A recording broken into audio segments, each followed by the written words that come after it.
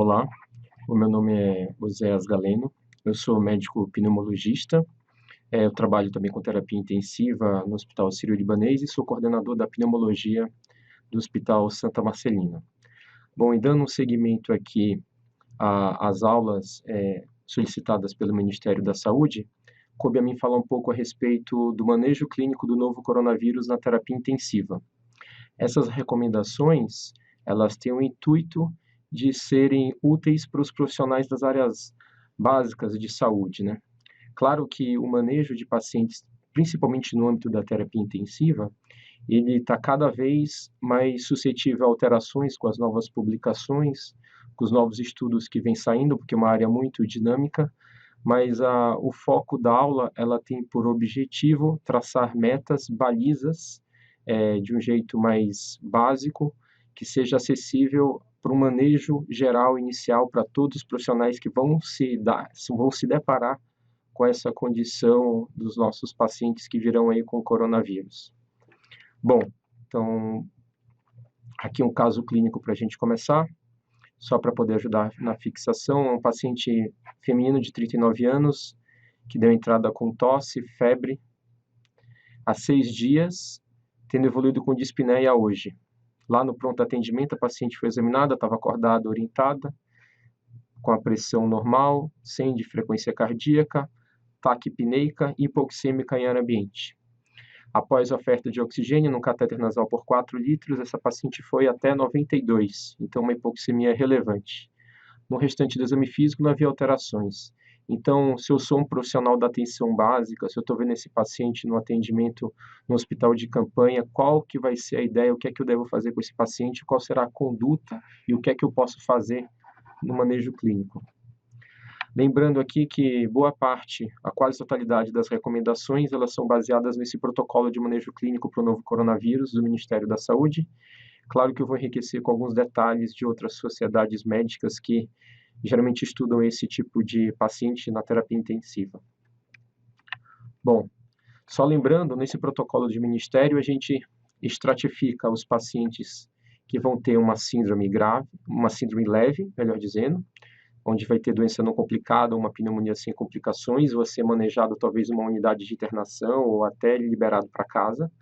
Mas, infelizmente, nós vamos nos deparar com casos mais graves, onde esse paciente pode se apresentar com uma pneumonia importante, seja ele adolescente ou adulto, muito taquidispneico, acima de 30 incursões respiratórias por minuto, desaturando, uma hipoxia menor que 90% em ar ambiente, já apresentando disfunção orgânica, cianose. As crianças também, eventualmente, podem ser tomadas por essa afecção, terem dificuldade para respirar, uso de musculatura acessória, com batimento de asa de nariz, incapacidade de se alimentar, irritabilidade. E aqui nós temos as estratificações para ajudar nessa população pediátrica, como suspeitar de um caso de pneumonia pela sua frequência respiratória. E aqui, por último, nós temos casos que são particularmente os mais graves que vão chegar na terapia intensiva. Paciente com a síndrome de angústia respiratória aguda, a SARA, que é o nome conhecido da maioria dos profissionais, onde o paciente tem, por definição, aquele início agudo até uma semana de aparecimento da doença, com alterações bilaterais no exame de imagem, como raio-x de tórax, sugerindo edema pulmonar de origem não cardíaca e não por hiperidratação, hipervolemia, e que vai apresentar uma relação de oxigenação de PO2 sobre FO2 baixa, menor do que 300, e que ela é estratificada pela definição clássica de Berlin, em leve, quando é de 300 a 200, 200 a 100 moderada e abaixo 100 grave. Também vamos ter os pacientes com infecção e resposta inflamatória sistêmica decorrente desse vírus, configurando um quadro de sepse, e ainda os pacientes que vão se tornar hipotensos, com baixa débito cardíaco, baixa perfusão em decorrente da piora da infecção, que são os pacientes com choque séptico. Então aqui, a partir de agora, a gente vai falar de uma forma leve, básica, sem muitas particularidades, a respeito principalmente de como que eu vou manejar a insuficiência respiratória e o comprometimento hemodinâmico desses pacientes na chegada dele do hospital e muito provavelmente na sala de choque ou na terapia intensiva. Baseado nessa estratificação, muitos serviços têm criado seus próprios protocolos de fluxo, de onde admitir esse paciente ou se ele vai ser liberado para casa. E Provavelmente cada instituição, baseada em algumas recomendações e algumas dessas balizas básicas oferecidas pelo OMS, pelo Ministério da Saúde, vão, junto às suas instituições, criar fluxos para melhor gerenciar esses pacientes. Bom, então aqui só demonstrando quais são os casos de maior gravidade, que vão para a sala de choque e UTI, e aqui temos um exemplo de um fluxo de uma instituição, de onde esse paciente deve ser alocado para um melhor tratamento. Então, o paciente foi avaliado aqui nessa instituição, ele apresenta os critérios diagnósticos sugestivos para se suspeitar do novo coronavírus, e na avaliação dos sinais clínicos dele, ele está muito taquipneico, hipoxêmico, com uma relação baixa, caso tenha feito uma gasometria, e como nesse arco em vermelho aqui, a gente vê que é um paciente mais grave. Se ele tiver acabado de ser referido ao hospital, ele deve entrar pela sala de choque para estabilização e muito provavelmente vai ser encaminhado para uma UTI, caso haja disponibilidade, ou para alguma sala de emergência que tenha capacidade de propiciar os recursos básicos e invasivos para suporte desse paciente. Então, a primeira coisa que a gente tem a fazer após alocar o paciente e equipe, como já foi falado em outras aulas, tá com a paramentação adequada, é se preocupar com o ambiente e com a equipe.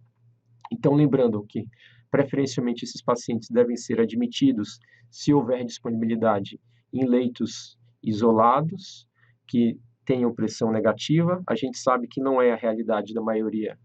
dos serviços pelo país, mas, idealmente, se for disponível, é o melhor local para interná-los. Não esquecer também, de forma importante, dos equipamentos de proteção individual, porque o manejo desse paciente vai depender de uma integridade física da equipe médica. Então, a gente sabe pelos colegas da China e da Itália que grande parte dos profissionais de saúde, cerca de 20%,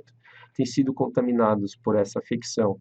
Então, faz parte do tratamento do paciente também cuidar bem da equipe. Quanto mais saudável tiver a equipe de saúde, melhor a gente vai poder propiciar o tratamento, evitando o esgotamento do sistema de saúde para poder melhor gerir esses pacientes. Então, não esquecer das proteções individuais, que já foram faladas em outras aulas, e o primeiro foco, então, particular do paciente é o manejo da insuficiência respiratória aguda. Então, esses pacientes mais graves que vieram para a sala de choque ou para a terapia intensiva são inicialmente manejados com catéter nasal de oxigênio, só que esses pacientes, em muitas circunstâncias, têm uma hipoxemia severa. E os fluxos oferecidos pelo catéter de oxigênio são insuficientes para poder permitir uma adequada oxigenação. Nessa circunstância, a gente pode considerar a realização de um trial, um teste, um desafio de pressão não invasiva, principalmente se eu tiver esse paciente num quarto com isolamento e pressão negativa e, se disponível, preferencialmente fazer essa ventilação não invasiva em um ventilador com filtro, onde eu vou ter uma maior segurança nessa produção da aerosolização, mas esse desafio é um desafio curto, por volta de 30 minutos a 1 hora dessa ventilação, e se não houver melhora, intubar precocemente esse paciente. Na indisponibilidade de um quarto com pressão negativa e de um aparelho de ventilação não invasiva que permita o uso de um filtro na ventilação no próprio ventilador, que tenha um software capacitado para promover ventilação não invasiva. Então, na incapacidade dessa estrutura, talvez seja mais adequado, evitando então a disseminação do vírus, intubar precocemente esses pacientes, principalmente se eles precisarem de um fluxo maior do que 5 litros para ter uma oxigenação acima de 93%. Outros sinais também além da oxigenação é a fadiga muscular pelo uso de musculatura acessória, aumento da velocidade respiratória e um paciente numa gasometria já mostrando sinais de acidose e falência. Aqui são ferramentas que a gente poderia usar para a oxigenação do paciente, mas que nesse cenário do coronavírus, pelo risco de disseminação, como eu já falei, a gente tem evitado o uso do catéter nasal de alto fluxo, assim como das máscaras convencionais, excetuando aquela condição de estrutura que permita realizar, como a pressão negativa e o ventilador mecânico. Em alguns serviços existe essa máscara de ventilação mecânica chamada de helmet ou capacete, que permite um pouco melhor o controle e menor disseminação, então, do vírus com a produção de aerossóis. Na sequência, a gente vai então ter necessidade de promover uma via aérea definitiva dado a falência da oxigenação com as medidas anteriores. E aí, a intubação orotraqueal se caracteriza num próximo passo de importância para ser conhecido, porque é um procedimento que gera aerossóis e, por conta disso, o profissional de saúde tem que entender e estar capacitado e estar com o ambiente controlado para poder minimizar uma eventual contaminação. Então, ao decidir intubar um paciente, a gente tem que refletir inicialmente sobre os preditores de via aérea, considerando esse paciente idealmente um paciente com via aérea difícil, dado a necessidade de uma velocidade na execução do procedimento e preferencialmente uma única tentativa. Então, estabelecer um plano de ação com toda a equipe que irá participar e evitar equipes muito grandes, idealmente 2 ou 3 médicos, o médico responsável pela intubação, que deve ser o médico mais experiente em intubação do corpo clínico, não o médico necessariamente o plantonista responsável por aquele paciente, o enfermeiro que vai oferecer as medicações e o fisioterapeuta que vai ajudar na conexão da ventilação mecânica. De preferência, nos serviços que dispuserem de estrutura, utilizar a videolaringoscopia e ter à mão uma caixa de via difícil com todas as ferramentas que possam ser utilizadas caso haja uma dificuldade anatômica para a execução desse procedimento. Lembrar ainda de, no plano de ação, preparar acesso venoso com as soluções de cristalóide para expansão volêmica ou vasopressores, que após a intubação o paciente pode evoluir devido à pressão positiva com hipotensão, e essas medicações têm que estar prontas e à mão, principalmente porque isso vai evitar com que aconteça uma necessidade frequente de entrar e sair do quarto, protegendo de uma forma melhor a equipe, então. E para facilitar o procedimento, também diminuir a ocorrência de tosse por estímulo na intubação, o ideal é que seja optado pela sequência rápida de intubação, em que eu faço uma breve e básica chamada de atenção nesse slide. Então, lembrando de, na sequência rápida, pré-oxigenar o paciente, principalmente com máscara, com reinalante, evitando o uso de ambu, pois na hora de realizar as ventilações com bolsa, válvula e máscara, existe uma maior chance de aerosolização. Lembrar de usar o bloqueador neuromuscular na sequência rápida, seja succinilcolina ou rocurônio. Lembrar de outras drogas usadas na indução desse paciente, como fentanil, etomidato, lidocaína ou ketamina, essas duas últimas drogas potencialmente envolvidas numa menor promoção de reflexo de tosse, mas ele deve ser intubado na sequência rápida usando as drogas que vocês têm maior habilidade. E de preferência, também se houver disponibilidade, usar uma capnografia para checagem rápida. A ideia na programação do procedimento é executar da forma mais rápida e segura possível, evitando manipulação desnecessária do paciente, entra e sai do ambiente de intubação para pegar a medicação e, assim, menor dispersão dos aerossóis que serão gerados com o procedimento. Aqui a gente tem uma figura da Associação Brasileira de Medicina de Emergência, Abramed, baseada então em recomendações do Hospital Prince of Wales de Hong Kong, que alertando a respeito justamente dessas etapas que eu acabei de mencionar. Então, o profissional no ambiente, idealmente com pressão negativa se disponível, com a paramentação completa com a sua precaução de aerossóis, já que esse procedimento pode gerar a mobilização de aerossóis, então pensar no antes, proteger toda a equipe, higienizar as mãos, os EPIs completo, restringir o número de pessoas que vão participar do procedimento e, se possível, leito com pressão negativa. Preparar todas as medicações, avaliar os preditores da via aérea, usar sistemas fechados de aspiração pela fisioterapia se disponíveis e com filtro, assim como os conectores da bolsa válvula máscara se for utilizada, checar e rechecar com a equipe qual vai ser o plano de ação e, se houver disponibilidade, a videolaringoscopia para facilitar o procedimento.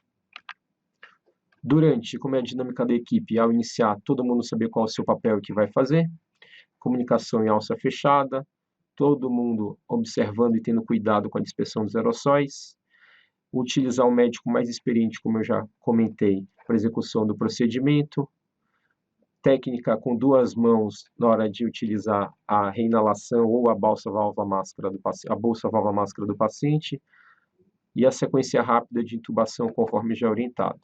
Após intubado o paciente, evitar desconexões do circuito, retirar todo o material antes de sair da sala da forma adequada e não esquecer da higienização e depois conversar qual vai ser o plano de ventilação mecânica para esse paciente. Quanto a esse plano, na maioria das situações que o paciente evoluiu com uma daquelas síndromes graves que foi mencionada, que é a síndrome de desconforto respiratório agudo, a SARA, o que a gente entende como modelo básico de ventilação mecânica a ser implementada é uma ventilação protetora para o pulmão. A gente sabe que uma ventilação de forma desordenada e agressiva pode trazer mais agravo, induzir mais lesão nesse pulmão, provocando a lesão pulmonar induzida pela ventilação mecânica, e já está bem estudado que se a gente manter essa ventilação protetora num alvo de 4 a 8 ml por quilo de peso predito, então esse paciente vai ser medido e existe uma fórmula que a gente pode encontrar em várias calculadoras médicas de peso predito baseado na altura. Então, a partir desse peso predito, a gente vai calcular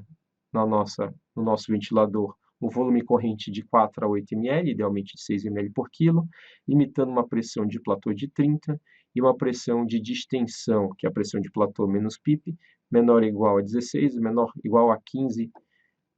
para evitar, então, essas lesões por distensão ou lesão por aumento de volume. Qual a PIP que eu devo usar nessa minha ventilação mecânica? Ainda é algo de incerteza na literatura. Alguns países, algumas escolas médicas fazem de formas diferentes. A OMS e o Ministério da Saúde têm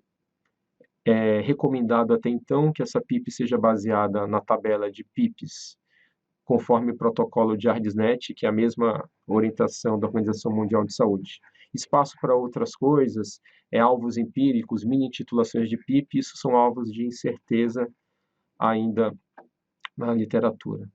A frequência respiratória deve ser setada para manter uma PaCO2 de 35 a 50, e aqui novamente, se houver disponibilidade, o ideal é que tenha um EtCO2, que vai ter uma relação com o CO2 arterial do paciente, também, mais uma vez, economizando as entradas recorrentes para a gasometria e correção da ventilação mecânica. Lembrar, como todas as outras causas de síndrome de desconforto respiratório agudo, da estratégia conservadora de fluidos, evitando hiperidratação, que já é sabido que piora o prognóstico do paciente, e naqueles casos que forem refratários às medidas e à ventilação mecânica inicial, lembrar das outras propostas que, claro, vão ser realizadas geralmente em serviços de referência. Então, esses pacientes idealmente devem ser referenciados, manejados em serviços onde tem uma equipe, um time de ventilação mecânica com expertise para realizar isso. E aqui a gente tem disponível, em casos mais graves, onde o paciente tiver uma relação PO2 sobre FO2 menor que 150, já em ventilação protetora adequada, lançar a mão da ventilação prona. O uso de bloqueadores neuromusculares também nessas situações ainda é realizado por algumas equipes. Em caso de uma hipoxemia muito mais severa, como a PO2 sobre FO2 menor que 80 por 3 horas, ou menor do que 100 por 6 horas, considerar, mais uma vez, sempre apenas em serviços com expertise, oxigenação com membrana extracorpórea. Claro que é um procedimento mais custoso e ainda pouco disponível no nosso país. Um outro capítulo de gravidade que a gente precisa ter noções básicas a respeito de como manejar esse paciente na terapia intensiva são os pacientes que vão chegar em estado de choque, geralmente choque resultante de infecção, que é o choque séptico, só lembrando as definições que são utilizadas pelo protocolo do Ministério da Saúde, são os pacientes que estão sépticos e com necessidade de vasopressores para manter a pressão média acima de 65, na ausência de outras causas, como hipovolemia. O choque séptico nas crianças, lembrando que pode estar abaixo do 5º percentil de pressão sistólica ou 2 desvios padrões abaixo do normal para a idade. E além disso, temos outras manifestações de baixo débito, como estado mental alterado, bradicardia, uma frequência cardíaca muito alta, tempo de enchimento capilar também muito prolongado, taquidispneia, entre outros. A gente sabe que na terapia intensiva o manejo hemodinâmico, na verdade, pode ser muito complexo. E hoje em dia a gente tem várias ferramentas de monitorização básica até monitorização avançada, com testes invasivos e testes não invasivos, como ultrassom, por exemplo, que podem nos ajudar a guiar a melhor estratégia a partir do reconhecimento de qual o motivo da instabilidade hemodinâmica do paciente. Aqui, pensando num roteiro simplificado para as pessoas que vão estar recebendo esses pacientes no nível de atenção mais geral, a gente tem recomendações apenas elementares. Então, lembrar de, no início do paciente com choque, a gente fazer uma infusão de cristalóide um pouco mais pronunciada na chegada 30 ml por quilo nas primeiras 3 horas, nas crianças 20 ml por quilo em bolos e na sequência até 40 60 ml por quilo na primeira hora. Quando for utilizar vasopressores, que é no caso de uma refratariedade, a infusão da solução de expansão, usar preferencialmente acesso venoso central. Claro que numa situação eventual de caos onde seja indisponível ter o acesso central de prontidão, a gente vai poder fazer essas medicações de acesso venoso periférico, sempre tendo cuidado com o extravasamento da medicação, com cuidado e maior atenção durante a infusão. Nos casos de choque refratário, lançar a mão da hidrocortisona, 200 mg por dia, e a gente tem ainda, para tratar uma condição de choque relacionada à infecção, o tratamento-alvo da causa da infecção. E essa terapia farmacológica é alvo ainda de incerteza. Muitos serviços têm utilizado os antibióticos nos casos mais graves, que entram em UTI chocados e crise respiratória, devido principalmente ao risco de co-infecção bacteriana com o vírus COVID. Então, aqui geralmente é lançado mão de dupla antibiótico terapia, como por exemplo, Rocefin e azitromicina. Na chegada de um paciente com sinais clínicos sugestivos, sinal radiológico sugestivo e com maior gravidade, pode ser lançada a mão do oseltamivir inicialmente, principalmente porque no nosso país também está no momento onde as causas de pneumonia por influenza também são importantes, então talvez utilizar o oseltamivir aqui no Brasil nesse momento, até o resultado de um teste negativo para influenza, seja considerado potencialmente adequado. E claro que após a saída dessa suspeita de influenza, retirar o antiviral. E quanto à hidroxicloroquina, que muito tem se falado, a gente sabe que é uma medicação que, por hora, existem apenas estudos mais rudimentares, sem muitas revisões e com nível de evidência não muito robusto até então, sugerindo um potencial efeito de diminuição na replicação viral, mas que carece ainda de maior fomentação de estudos mais bem controlados para saber se ela vai ser uma opção ideal ou se ela será uma opção inadequada para uso nesses casos de paciente com pneumonia e choque pelo COVID.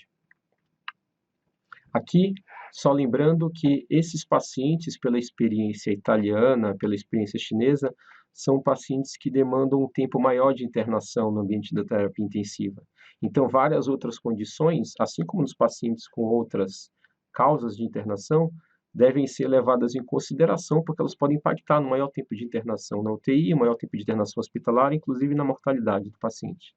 Então, lembrar dos outros cuidados gerais. Então, tentando reduzir, se possível, os dias de ventilação mecânica, fazendo despertar diário, usar o mínimo tempo de sedação possível,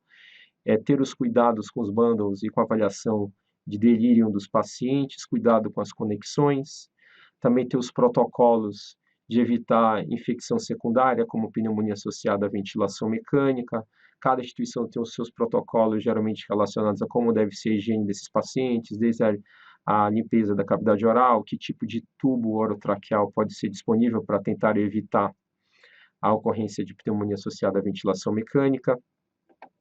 Utilizar a profilaxia farmacológica de acordo com o risco do paciente, nesse caso, que é um risco alto de choque séptico, intubação,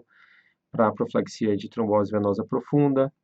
Ter cuidado com a manipulação das invasões, como sondas vesicais, catéteres venosos centrais.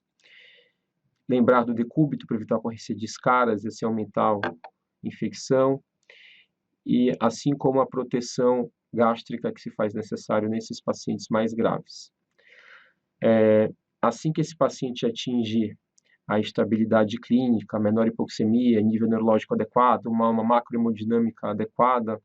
aí sim ele será candidato a receber alta, atingirá critérios de alta da UTI, como as outras doenças respiratórias e poderá ser referido para uma unidade de internação para ter a sua reabilitação completa até alta. Bom, então aqui só lembrando a pergunta do caso clínico que foi feito no início da aula, apenas para a gente revisar um pouco do que conversamos até aqui. Então, aquela paciente de 39 anos que estava com síndrome gripal, de febre e tosse seca há 6 dias e dispneia na entrada do pronto atendimento. O que chamava atenção no exame físico era a taquicardia, a taquipneia e a sua hipoxemia importante mesmo com 4 litros de oxigênio. Qual a conduta, foi o perguntado no início do caso. Então, a gente viu pelo protocolo que é uma paciente hipoxêmica, que está necessitando de altos fluxos de O2, que ela não está se mantendo no nível de segurança, em detrimento do catéter já num fluxo elevado. Então, o atendimento inicial dessa paciente mais grave para internação e atendimento inicial em sala de choque, e ela ser manejada preferencialmente na UTI, caso haja vaga para manejar essa paciente, ou ficar na sala vermelha, que é a sala dos pacientes graves. Inicialmente, se houver disponibilidade do ventilador com filtro e uma sala com pressão negativa, pode ser tentado um desafio ou um trial de VNI, seja com CPAP até 10 milímetros de mercúrio, ou um EPAP também nesse valor, e na disponibilidade desse serviço, em caso de um trial negativo, proceder rapidamente com a intubação orotraqueal precoce, lembrando de todos aqueles cuidados de paramentação da equipe, adequação do quarto, planejamento de como será a intubação, quem são as pessoas que vão entrar, se todos os itens de segurança estão disponíveis, né? Assim que o intubar, instituir ventilação mecânica protetora, porque isso pode ser feito com ventilador em qualquer local, seja numa sala de emergência ou seja no ambiente de terapia intensiva. Atenção para, após a ressuscitação inicial, ter um manejo conservador de fluidos e naqueles casos com hipoxemia refratária, referenciar para um serviço especializado em ventilação ou talvez receber orientações de algum serviço, como um médico mais experiente naquele âmbito, ou ter acesso a algum serviço de teleorientação, de ter um time de ventilação que possa orientar o que fazer se o nível onde está esse paciente, onde você está atendendo, não tem a estrutura nem expertise necessária. Lembrar de fazer as pesquisas para os agentes infecciosos, entre eles o COVID-19, considerar antibiótico terapia nesses casos mais graves, e otimização hemodinâmica com ressuscitação volêmica com fluidos inicialmente e vasopressores, caso necessário. Lembrando aqui que esse apanhado foi apenas uma forma mais básica, direta, elementar, tem muitos mais itens e coisas específicas que não foram abordadas aqui, principalmente em relação à hemodinâmica, em relação às estratégias ventilatórias de resgate, no caso de uma hipoxemia ou uma hipercapnia refratária, mas o objetivo, como eu falei inicialmente, é apenas traçar balizas de uma forma assim mais elementar para que todos no primeiro atendimento tenham uma noção geral do que é possível fazer para estabilizar naquele primeiro dia esses pacientes que venham a ter a infelicidade de apresentar um quadro grave de insuficiência respiratória, um quadro grave hemodinâmica com necessidade de terapia intensiva.